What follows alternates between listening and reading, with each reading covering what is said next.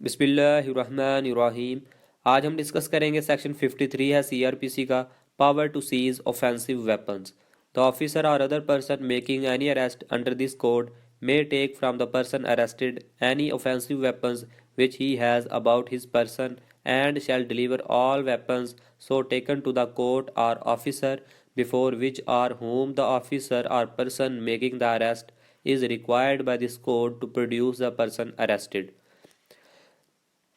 यानी अगर एक ऑफिसर या कोई भी पर्सन जो है वो इस कोड के तहत यानी सीआरपीसी के तहत अगर किसी पर्सन को अरेस्ट करता है, तो अगर उसके पास जो है वो कोई भी ऑफेंसिव वेपन होता है, यानी अगर ऑफेंडर के पास किसी किस्म का कोई भी ऑफेंसिव वेपन हो, तो वो उस ऑफेंडर से, उस मुजरम से वो वेपन भी ले सकता है।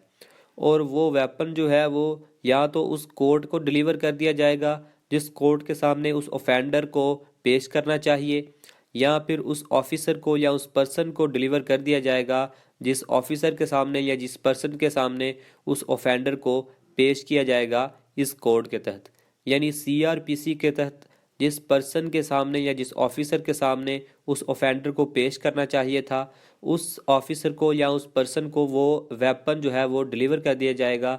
या फिर जिस कोर्ट के सामने उस ऑफेंडर को पेश करना चाहिए था उस कोर्ट को जो है वो ऑफेंसिव वेपन डिलीवर कर दिया जाएगा।